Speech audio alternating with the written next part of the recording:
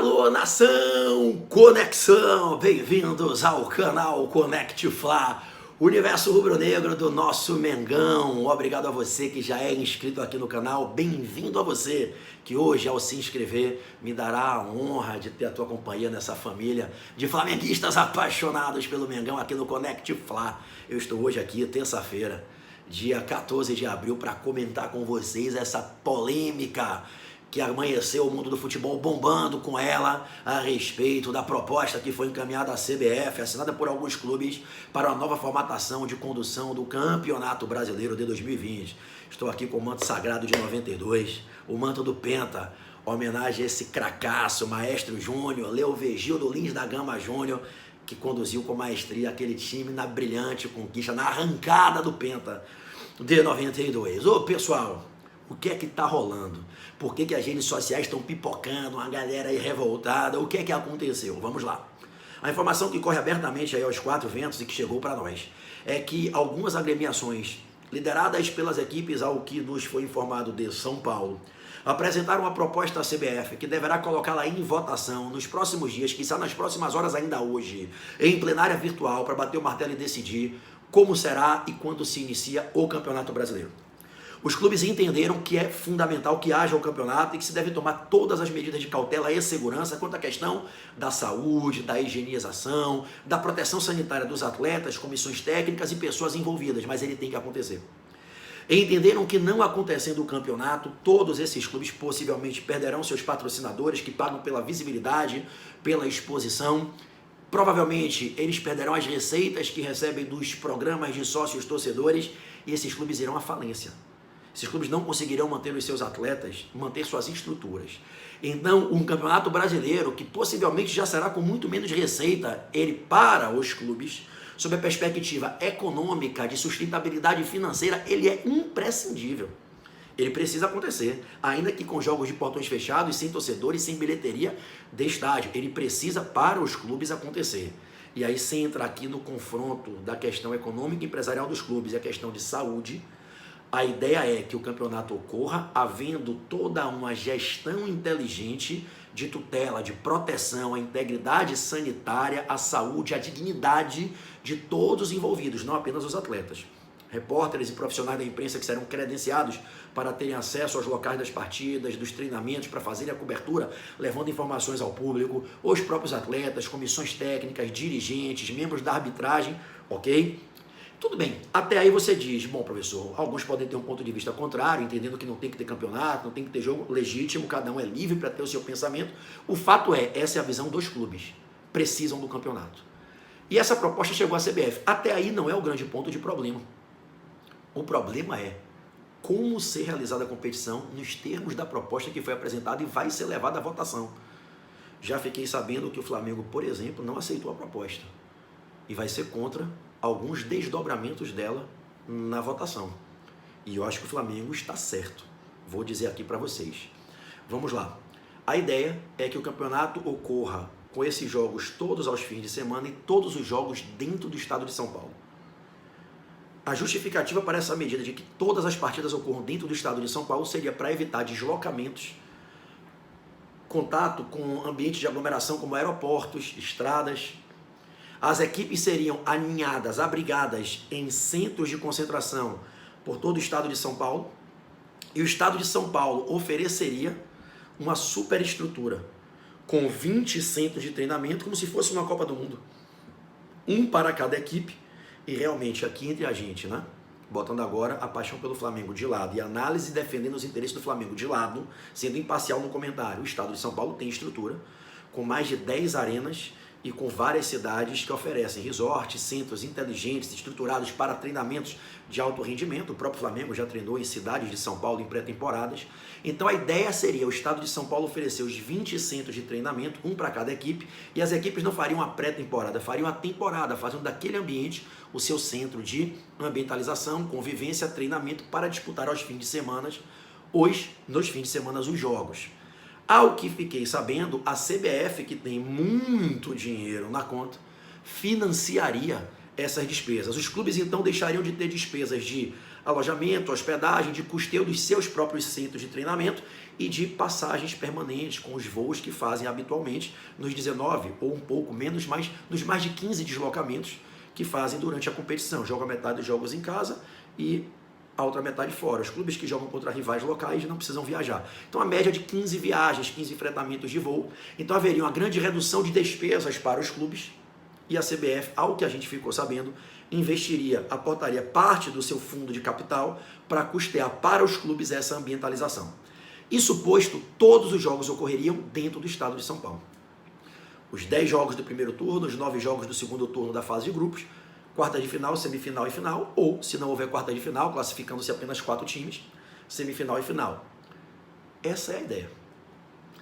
Aí você pergunta, professor, falando sobre o prisma da razoabilidade, é uma alternativa, é uma solução apresentada para viabilizar o campeonato, com menos datas, com mínimo custo para os clubes, a CBF patrocinando essas despesas, tudo bem, é uma solução viável. Para uma situação de anormalidade, um ano atípico, ano que vem as coisas voltariam ao normal. Seria um campeonato de um modelo transitório para não ficarmos sem competição. Achou-se uma fórmula para viabilizar. Qual é o problema, todavia? Primeiro, apesar de toda a mega estrutura que o estado de São Paulo tem, São Paulo talvez seja o único estádio do Brasil que tem em torno de 15 arenas dentro do estado para poder oferecer. Não só os 4 estádios da capital, o Morumbi, a Arena de Itaquera do Corinthians, o Allianz Arena do Palmeiras, o Pacaembu, mas tem o estádio do Santos, da Vila Belmiro na região litorânea, tem o estádio do Bragantino, do Santo André, os 2 estádios de Campinas, da Ponte Preta, o Moisés Lucarelli e o Brinco de Ouro da Princesa, do Guarani. Ele tem em torno de 15 estádios para viabilizar a execução das partidas. Tem resort com ampla estrutura que já receberam, desde a época da Copa do Mundo, seleções que ali se abrigaram durante um mês. Apesar de São Paulo ter essa notória estrutura, primeiro ponto a ser levantado, São Paulo é o centro de maior número de casos da pandemia. Eu não sei se seria o local do Brasil hoje adequado para realizar essa política de abrigamento, por mais que a gente não questione a capacidade estrutural de se oferecer uma boa gestão sanitária, de saúde para isso, logística, mas é um ponto para ser refletido. Não poderia se pensar na alternativa levando, por exemplo, para o Nordeste, onde você teria uma neutralidade? Por que neutralidade? Vamos entender, com todo carinho e respeito a todas as agremiações do país.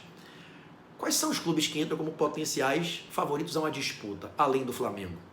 Os clubes de São Paulo, pelo menos ali o Palmeiras, talvez o São Paulo, e com muito boa vontade em respeito ao histórico Corinthians e o Santos, que eu acho que hoje não fazem frente, mas sempre entram como 4 forças brigando.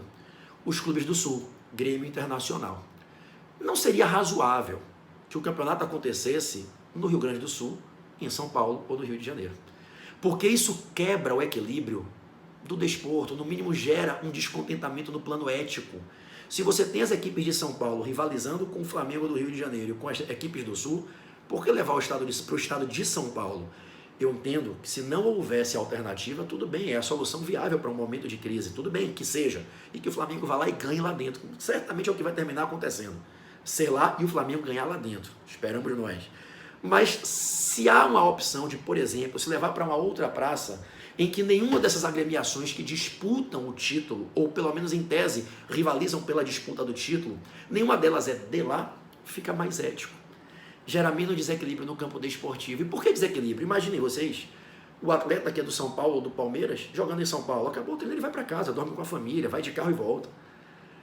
Ele está no ambiente em que ele treina normalmente. Isso gera um desequilíbrio que ao longo de 1 ou 2 jogos você pode não sentir, mas ao longo de 20 partidas ele se torna visível.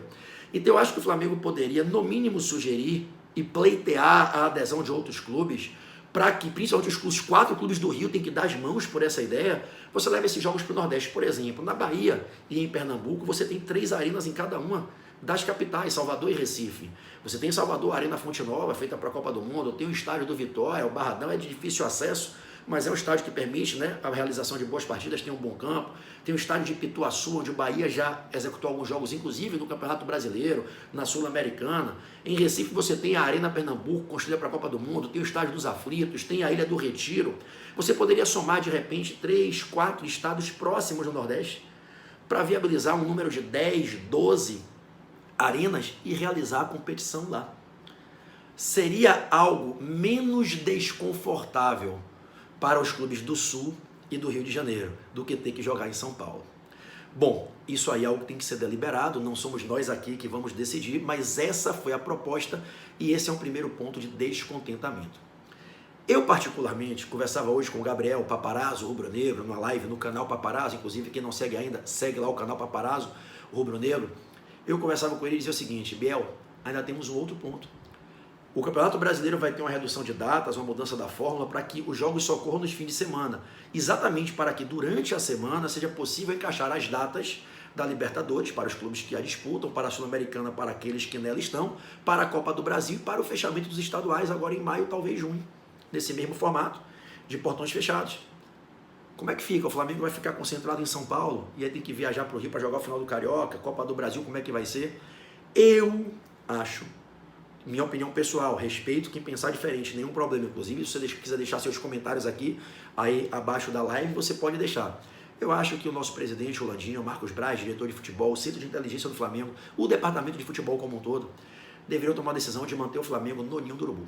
No máximo, leva aqui para a Granja Comari, abriga o Flamengo no Rio, para que os atletas possam ter o conforto de cada um pega seu carro, vai para sua casa, volta, higieniza, toma todo o procedimento médico adequado e o Flamengo fica no Rio. Tem jogo domingo lá no estado de São Paulo, pega o voo domingo de manhã e joga, pega o voo sábado de noite, vai para lá e joga e volta, não levando o Flamengo para essa concentração. Acho que, apesar do desgaste dos voos de fim de semana, é algo a ser ponderado, pode ser mais vantajoso. Enfim, essas são as notícias que estão correndo. Campeonato Brasileiro possivelmente voltando aí final de maio, ainda em maio, talvez no final de maio, com a nova formatação. A proposta já está na mesa da CBF, não é mais uma cogitação. A proposta já foi protocolada, haverá agora a votação dessa proposta. A tendência é que ela seja aprovada nesses moldes que a gente falou. Primeiro turno, segundo turno, 4 ou 8 classificados para um mata-mata em 3 ou 2 partidas, se for apenas um turno, né? Uma semifinal, uma final, ou uma quarta de final, uma semifinal, final, ou se entenderem por fazer 2 jogos no mata-mata, no máximo 6 partidas, 2 partidas de quarta e de volta, 2 de semi, 2 de final. Acho que não tem por que ter 2 partidas e de volta no mata-mata, porque é campo neutro. Então não tem por que ter o fator caso e o fator visitação, jogar fora. Então, provavelmente, uma quarta de final, uma semifinal, uma final, ou apenas uma semifinal, uma final. E o vencedor nessa fórmula será o campeão brasileiro legítimo de 2020. Vamos aguardar o resultado dessa plenária virtual. Eu estou atento. Assim que chegarem as novidades, eu trago para vocês aqui no canal. Valeu, galera! Um grande beijo a todos vocês. Se vocês usarem o Instagram, sigam lá o canal da gente no Instagram. Tá pequenininho, tá começando. É ConnectFla_, arroba ConnectFla, o Connect é com 2 N's, arroba ConnectFla_, lá no Instagram. Deixa o seu like aqui nesse vídeo, compartilha com os amigos e segue o canal. Valeu? Valeu, nação! Conexão!